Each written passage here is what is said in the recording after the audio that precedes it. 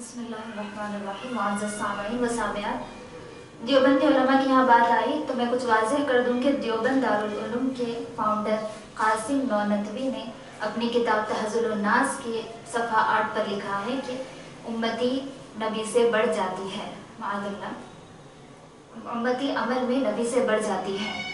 तो आप देखिए कि फाउंडर का ये आलम है, तो उनके मानने वाले जो आगे हैं देवबंदी से ताल्लुक़ रखने वाले हैं, तो वो इस बात को निहायत ही तवज्जो के साथ सुने। खैर आगे देखिए, देवबंदी उलमा के अक़वाल से बिदात हसना का सबूत। शब्बीर अहमद उस्मानी देवबंदी मुतवफ़ी 1369 हिजरी ने अल्लामा नबी के हवाले से बिदात की 5 क़िस्में लिखी हैं, जिनका जिक्र पहले हो चुका है। इन क़िस्मों में बिदात हसना यानी मुस्तहब्बा वाजिबा भी है। मुलाहिज़ा करें फ़थुल मुल्हिम जिल्द 2 सफ़हा 406 मकतबा अल-हिजाज़ कराची। शेख मोहम्मद ज़करिया कांझलवी देवबंदी मुतवफ़ी 1396 हिजरी लिखते हैं, अल्लामा आइनी ने कहा कि बिदात असल में उस नए काम के करने को कहते हैं जो रसूलुल्लाह सल्लल्लाहु अलैहि वसल्लम के ज़माने में ना था। उसकी 2 क़िस्में हैं। अगर वो काम किसी मुस्तहसन शरई के तहत दर्ज हो तो वो बिदात हसना है, और अगर वो काम किसी मुस्तक़बिह शरई के तहत दर्ज हो तो वो बिदात क़बीहा है। मुलाहिज़ा करें औजज़ुल मसालिक मुअत्ता इमाम मालिक जिल्द 2 सफ़हा 382 दारुल कुतुबुल इल्मिया बैरूत 1420 हिजरी। तीसरे आलिम शेख मोहम्मद इदरीस कांझलवी देवबंदी मुतवफ़ी 1394 हिजरी ने बिदअत की तक़सीम वाजिबा, मुस्तहब्बा, मुबाहा की तरफ की है। मुलाहिज़ा करें अत-तालिक़ुस-सबीह जिल्द 1 सफ़हा 115 मकतबा उस्मानिया लाहौर।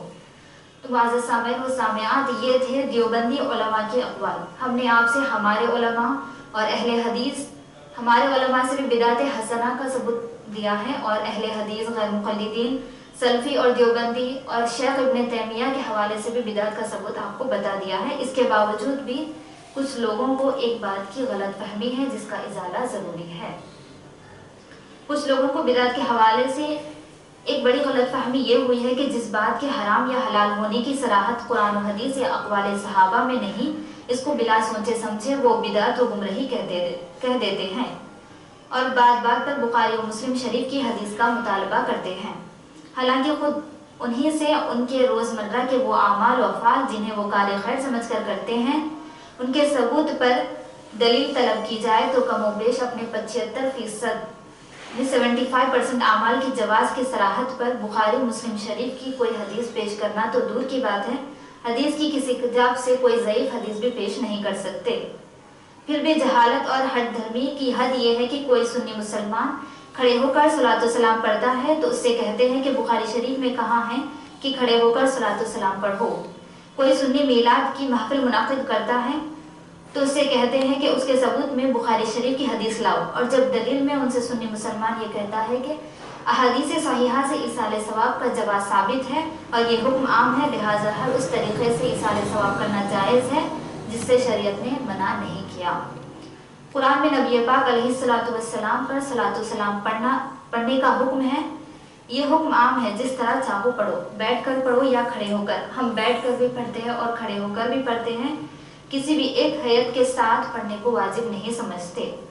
इसाले सवाब का जवाज़ आम है, जब चाहो करो। गौसे आज़म रज़ियल्लाहु अन्हु के नाम से हम 11वीं को इसाले सवाब करते हैं और 11वीं तारीख के अलावा में भी करते हैं। 11वीं को वाजिब नहीं समझते। जब अहले सुन्नत व जमात ये कहते हैं तो कुछ नासमझ लोग अपनी नादानी और हरदमी से ये कहते हैं कि हम नहीं मानते, तुम कुरान शरीफ या बुखारी शरीफ में ये लिखा हुआ दिखाओ कि 11वीं तारीख को गौसे आज़म रज़ियल्लाहु अन्हु के नाम से फातिहा करवाना जायज़ है, और कुरान या बुखारी शरीफ में ये कहाँ है कि नबी अलैहिस्सलातु वस्सलाम पर खड़े होकर सलातो सलाम पढ़ो। इस तरह की जहालत व हरदर्मी की मिसालें बहुत पेश करते हैं।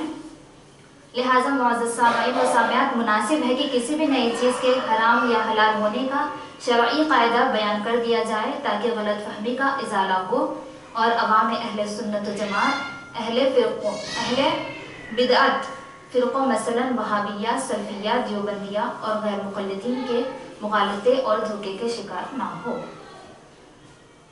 तो यहाँ